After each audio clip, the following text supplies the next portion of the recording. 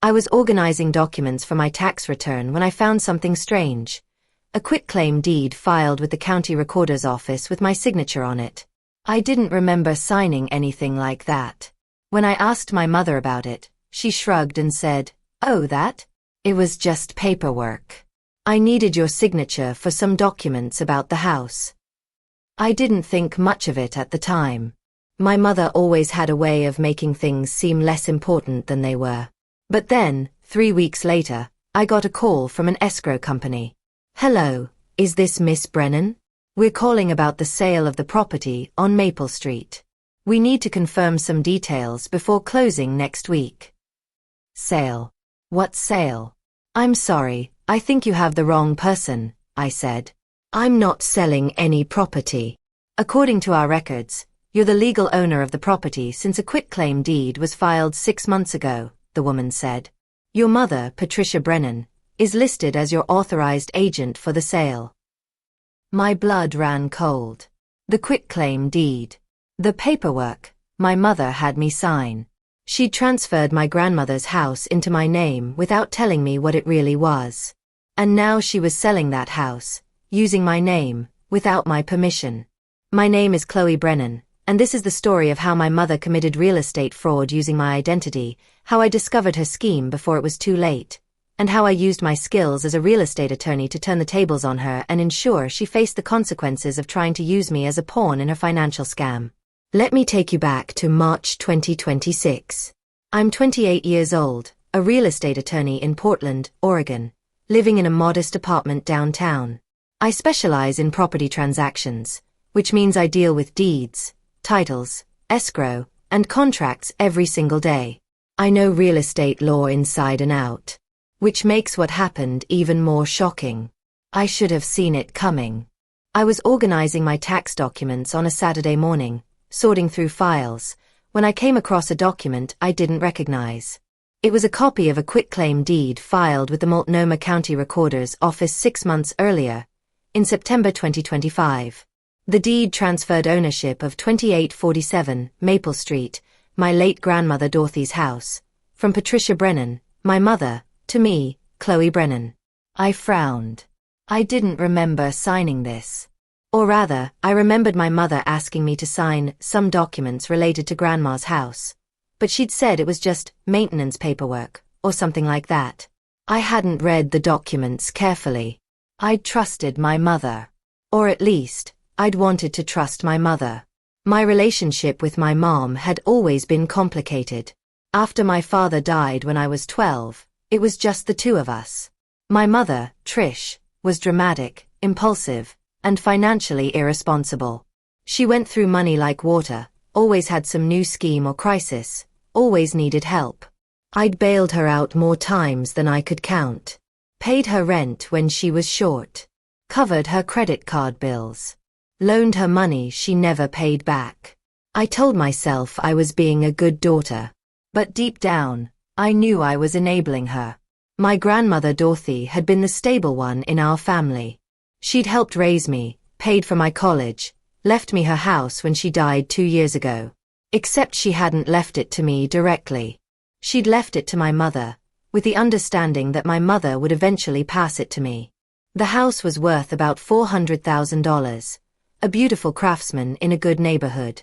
My mother had been living there rent-free since Grandma died. I called my mother. "Mom, I'm looking at some documents here. Do you remember that paperwork you had me sign about 6 months ago? About Grandma's house?" "Oh yeah," Trish said casually. "What about it?" "It was a quitclaim deed," I said. "You transferred the house into my name. Why did you do that?" "Oh that," Trish said laughing. "It was just paperwork, honey. I needed to organize some things for tax purposes. It's no big deal." "It's not a big deal," I repeated. "Mom, you transferred a $400,000 property into my name without telling me what I was signing. That's a huge deal. It affects my taxes, my legal liability." "You're overreacting," Trish interrupted. "It's fine. Trust me. Why did you need to transfer it into my name?" I asked. "Why not just keep it in your name?" Tax issues, Trish said vaguely. My accountant said it would be better this way. Don't worry about it, Chloe. It's all under control. I wasn't convinced, but I let it go. My mother always had a way of making me feel like I was being paranoid or overdramatic. 3 weeks later, I was at work when I got a call from an unknown number. Hello, is this Miss Chloe Brennan? A female voice asked. Yes, who's this? My name is Sandra Mills. I'm calling from Pacific Northwest Escrow. We're managing the sale of your property at 2847 Maple Street. We need to confirm some details before closing next week. I felt my stomach drop. I'm sorry, what? What sale? The sale of your property, Sandra repeated, sounding confused. You are the registered owner, correct? Chloe Brennan. Yes, technically, but I'm not selling that property, I said, my heart racing. There must be some mistake. There's no mistake, Sandra said. We have all the documentation here. The property is under contract to sell for $385,000. Closing is scheduled for next Thursday. Your mother, Patricia Brennan, is listed as your authorized agent for the transaction. My mother is what? I said, my voice rising. I never authorized my mother to sell that property. I didn't even know it was for sale. According to our records, you signed a power of attorney giving Mrs. Brennan authority to act on your behalf in real estate transactions, Sandra said, now sounding worried. You didn't sign that? No. I said. I signed some documents months ago, but my mother said it was just maintenance paperwork. She didn't say anything about giving her power of attorney or selling the house. Miss Brennan, this is very serious, Sandra said. If you didn't authorize this sale, this could be fraud. You need to come to our office immediately. And you might want to bring an attorney. I am an attorney, I said, my mind racing. Real estate attorney. I'll be there in 20 minutes. I hung up and immediately called my mother. It went straight to voicemail. I tried again. Voicemail. I texted, Mom, call me now. Just got a call from escrow about selling Grandma's house. What the hell is going on? No response. I grabbed my bag and drove to the Pacific Northwest escrow office. At the escrow office, Sandra Mills showed me all the documentation. There was a purchase agreement signed by Chloe Brennan, through her authorized agent, Patricia Brennan. There was a power of attorney, supposedly signed by me, giving Trish authority to act on my behalf. There were disclosure documents, inspection reports, everything. I never signed this, I said, pointing to the power of attorney. That's not my signature. Sandra looked closer. Are you sure? I'm a real estate attorney, I said. I sign documents every single day. I know my own signature. This is a forgery. So your mother forged your signature? Sandra asked, shocked. It looks that way, I said, feeling nauseous. My own mother. Committing fraud. Using my name. What happens now? Well, first, we need to stop this sale immediately, Sandra said. If there's fraud involved, we can't proceed. Second, you should probably file a police report. This is a crime. She's my mother, I said, my voice breaking. I can't just send my mother to jail. She committed fraud, Sandra said gently. She forged your signature. She tried to sell your property without your permission. That's a serious crime. And if you don't file a report, you could be seen as complicit. I felt tears burning my eyes. How could my mother do this? How could she use me like this? Where was the sale proceeds going? I asked. To your mother, Sandra said. According to the closing instructions, the net proceeds from the sale, about $360,000 after closing costs, would be deposited into a bank account in Patricia Brennan's name. So she was planning to pocket almost $400,000 by selling a property that isn't hers, using my name, I said, incredulous. Essentially, yes, Sandra confirmed. I felt anger replacing shock. My mother wasn't just being irresponsible or dramatic. She was committing deliberate fraud. Using me. I need to talk to her, I said. I need to hear from her why she did this.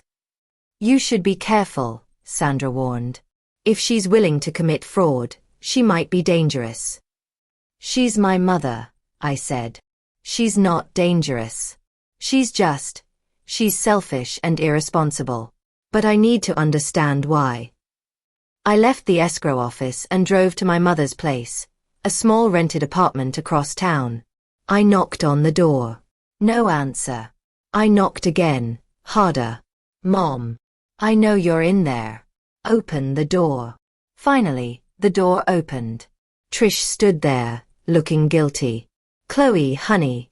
Don't call me honey, I interrupted, pushing past her into the apartment. You tried to sell Grandma's house without telling me. You forged my signature on a power of attorney. You committed fraud using my name. Explain.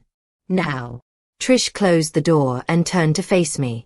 She looked tired, older than her 52 years. I can explain, she said. Then explain, I said, crossing my arms. Because right now, it looks like you committed a felony. Trish sighed and sat down on her worn couch. I'm in trouble, Chloe. Financial trouble. Bad trouble. What else is new? I said bitterly. You're always in financial trouble. That doesn't give you the right to commit fraud. This is different, Trish said. I owe money. A lot of money. To people who aren't patient. What people? I asked. Who do you owe money to? I got involved with some investments, Trish said vaguely. They didn't work out. I borrowed money to cover the losses. And now those people want their money back. With interest. How much? I asked. 50,000, Trish admitted. And they're threatening me. They said if I don't pay by the end of the month, they'll hurt me. I stared at her. So your solution was to steal my property and sell it without telling me? I wasn't stealing it, Trish protested. I was going to give you some of the money. I just needed enough to pay off my debts and start over. You would have gotten the rest. That's not how it works, I said, my voice rising. You can't just sell someone else's property without their permission. That's fraud. That's a crime. I didn't have a choice, Trish said, starting to cry. I was desperate. I didn't know what else to do. You could have asked me for help, I said. You could have told me the truth. Instead, you lied to me, forged my signature, and tried to commit fraud using my identity. Do you have any idea what this could have done to my career? I'm a real estate attorney. If this had gone through, I could have been disbarred. I didn't think about that, Trish admitted. You never think, I said. You never think about anyone but yourself. You never think about consequences. You just do whatever you want and expect everyone else to clean up your mess. I'm sorry, Trish said. I'm so sorry, Chloe. I made a mistake. But please, you have to help me. If I don't pay these people, they're going to hurt me. That's not my problem, I said coldly. You got yourself into this. You can get yourself out. Please, Trish begged. You're my daughter. You're all I have. Please don't abandon me. I looked at her, this woman who'd given birth to me, raised me, and now had betrayed me in the worst possible way. You abandoned me the moment you decided to use my name to commit fraud, I said. You chose money over me. You chose your own interests over my career, my reputation, my future. So no, I'm not going to help you. I'm going to do what I should have done years ago. I'm going to let you face the consequences of your actions. What does that mean? Trish asked, fear in her eyes. It means I'm filing a police report, I said. It means I'm pressing charges. It means you're going to face legal consequences for what you did. You can't, Trish said, standing up. I'm your mother. You can't send me to jail. Watch me, I said, and I walked out. I drove straight to the police station and filed a report. I gave them all the documentation: the forged power of attorney, the purchase agreement, the escrow instructions, everything. The detective who took my statement, Detective Morrison, was sympathetic but firm. "This is definitely fraud," he said. "Identity theft, forgery, attempted theft by deception. Your mother is looking at serious charges." "I know," I said. "I'm a real estate attorney. I know exactly what she did and what the consequences are." "Are you sure you want to press charges?" Detective Morrison asked. "She's your mother. This will likely result in criminal prosecution." "I'm sure," I said. "She needs to face consequences. She's been getting away with this kind of behavior my whole life. It needs to stop." "Okay," Detective Morrison said. "We'll investigate and likely make an arrest within the next few days. You should prepare yourself. This is going to be hard." He was right. It was hard. 2 days later, my mother was arrested and charged with forgery, identity theft, and attempted theft by deception. The local news picked up the story. Local woman arrested for attempting to sell daughter's property through fraud. My phone exploded with calls from relatives, friends, colleagues. Everyone wanted to know what happened. I gave a simple statement: my mother committed fraud using my identity. I discovered it and reported it to authorities. I'm cooperating fully with the investigation. Some people were supportive. Others thought I was cruel for turning in my own mother. "She's family," my Aunt Karen said when she called. "How could you do this to her?"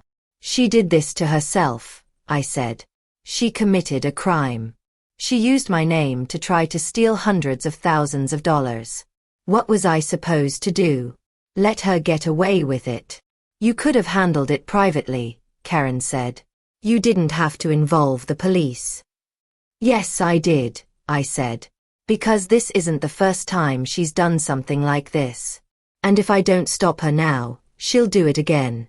To me or to someone else." I hung up and blocked Karen's number. I didn't need people who would defend criminal behavior just because it was committed by family. My mother made bail, posted by some friend I didn't know.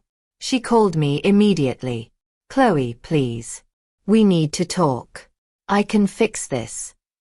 "There's nothing to fix," I said. "You committed fraud. You're facing the consequences. That's it." "I'll pay you back," Trish said desperately. "I'll get the money somehow. I'll make this right." "You can't make this right," I said. "You betrayed me. You used me. You put my entire career at risk for your own selfish reasons. There's no coming back from that." "So that's it," Trish said. "You're just going to abandon me?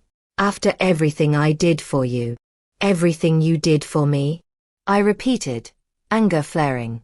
"You mean like raising me? That's what parents are supposed to do. That doesn't give you the right to commit crimes using my identity."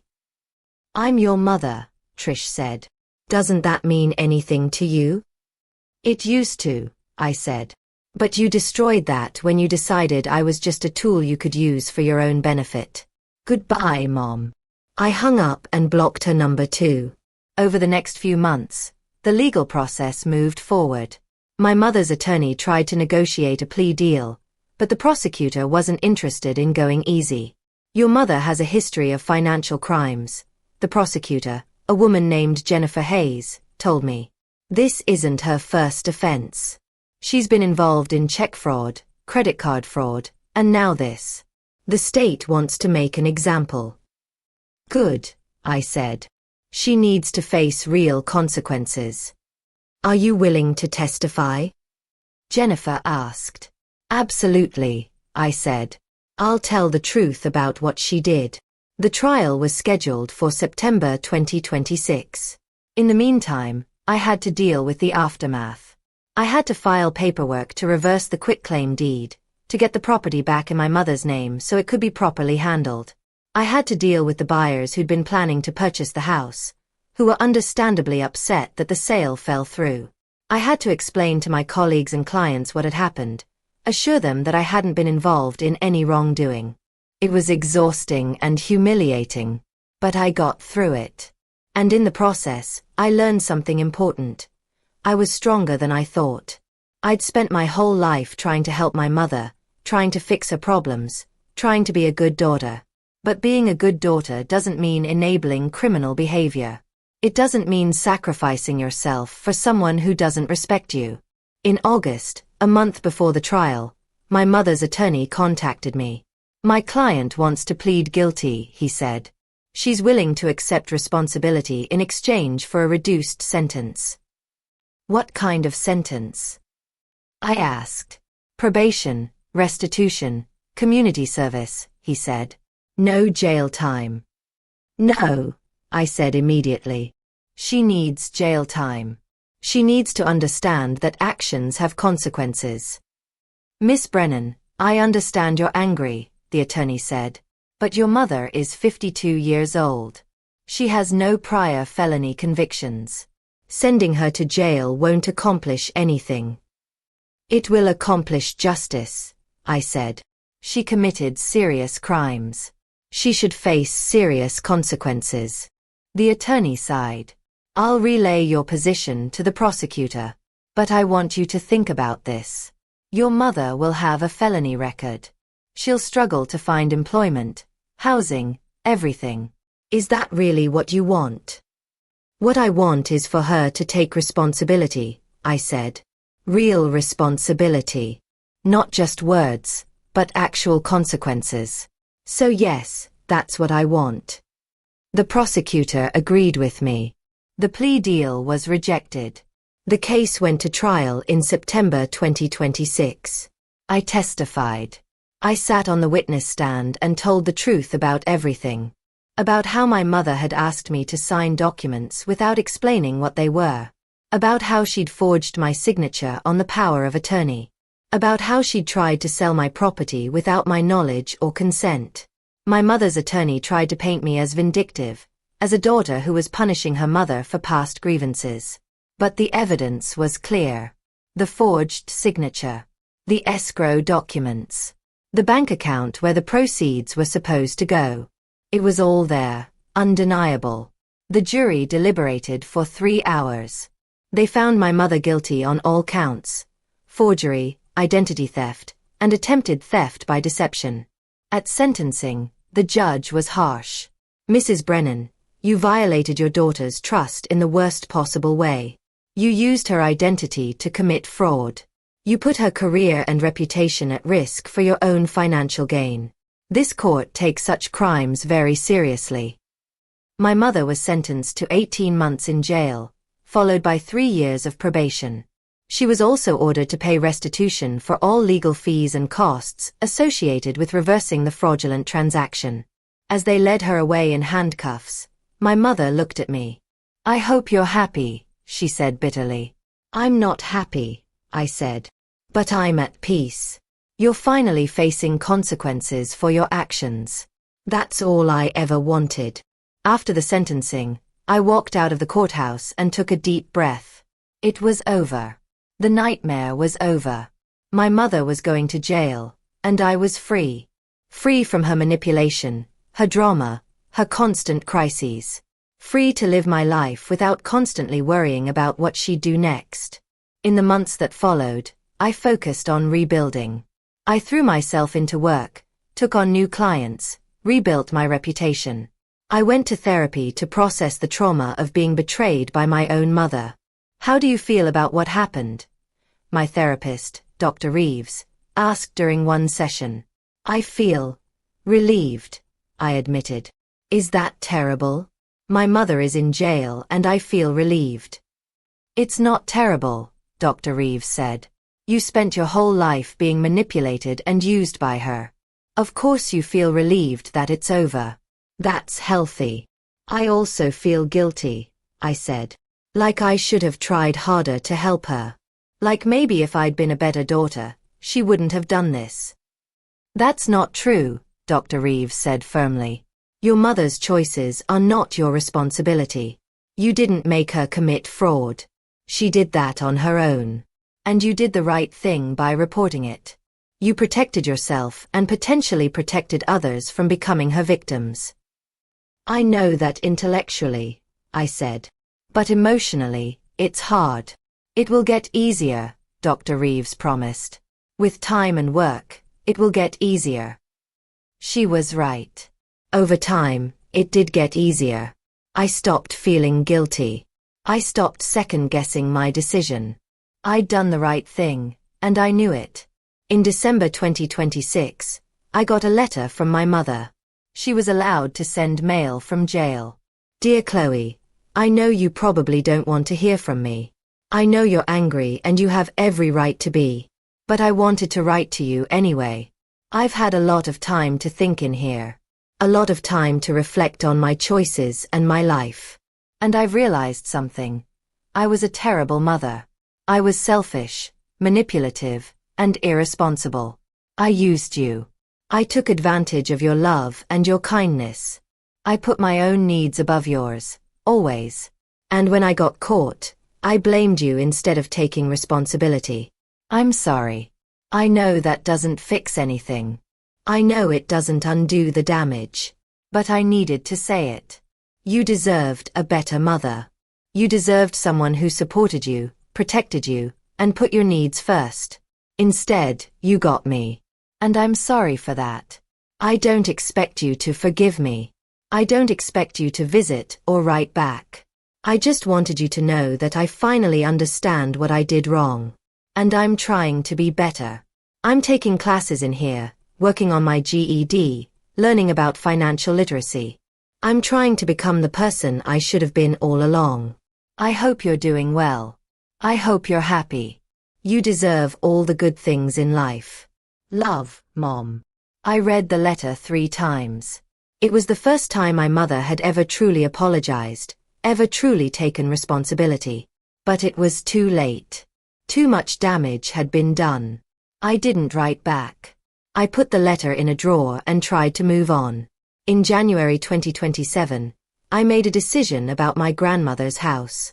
The property was back in my mother's name legally, but she'd signed it over to me as part of her restitution agreement. The house was mine, free and clear.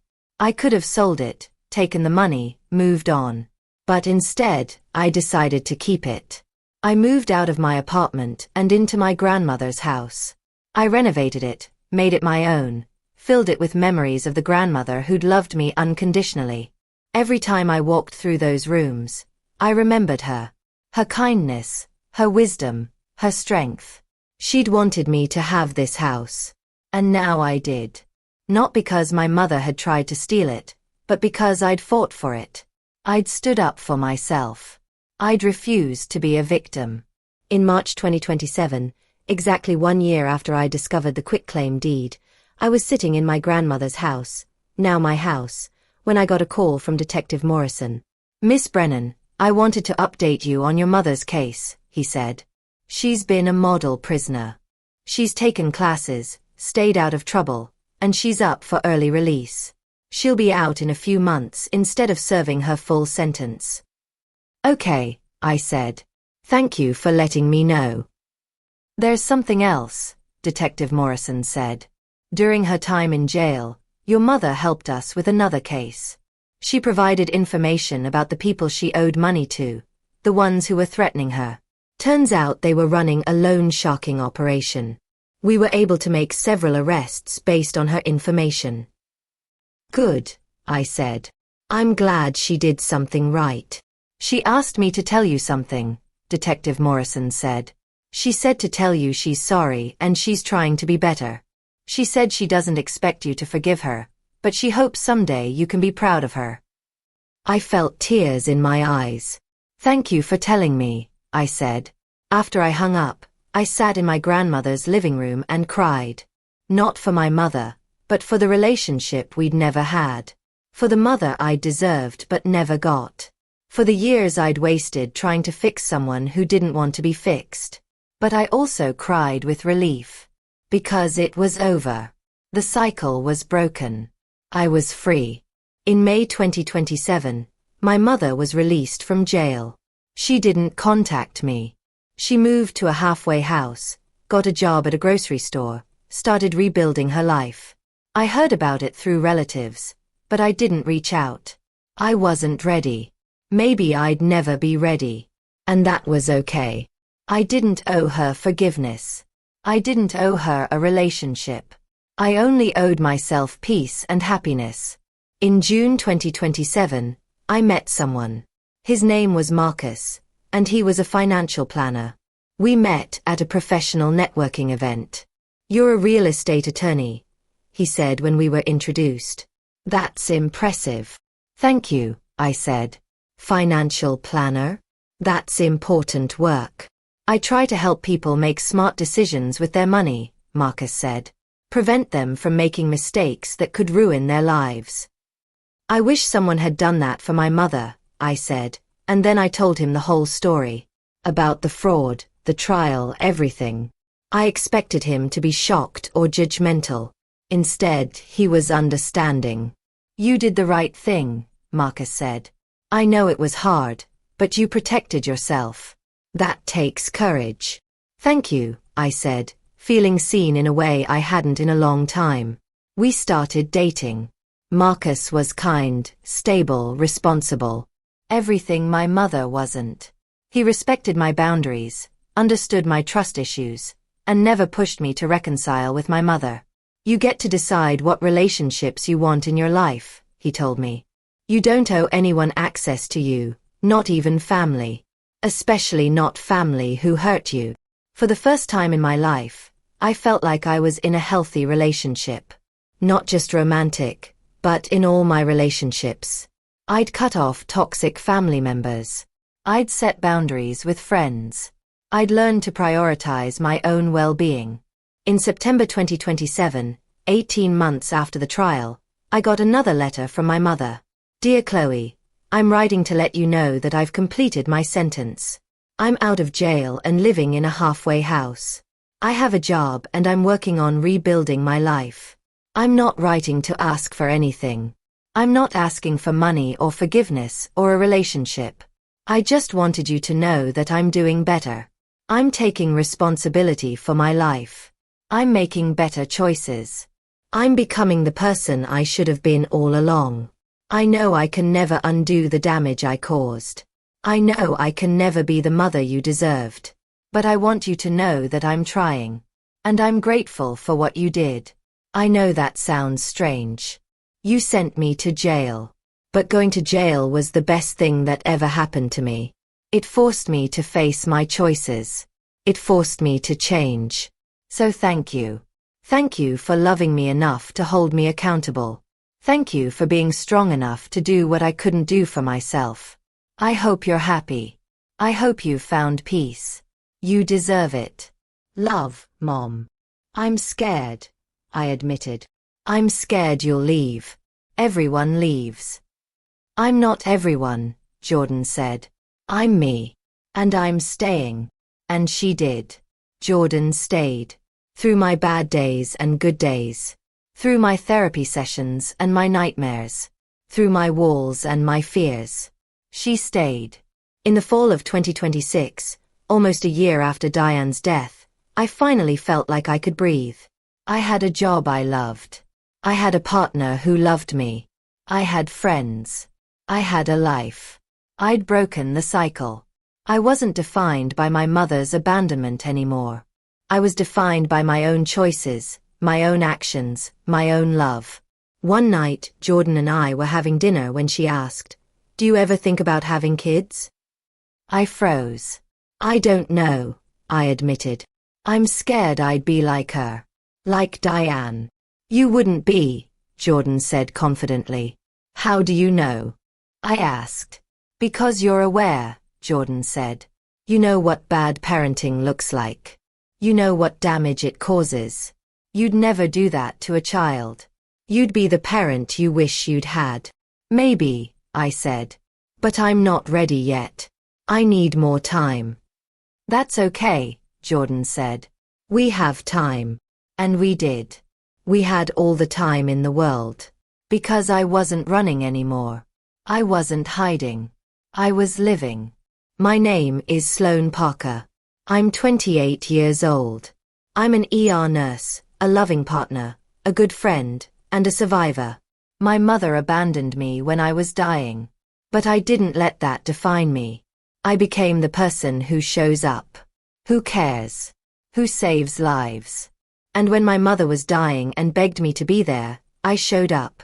Not because she deserved it, but because I deserve to be the kind of person who shows up, even when it's hard. That's my story. Not a story of revenge, but a story of breaking cycles. Of choosing compassion over cruelty. Of becoming the person I needed when I was 16 and alone in that ER. I am not my mother. I am better. And that's the greatest victory of all.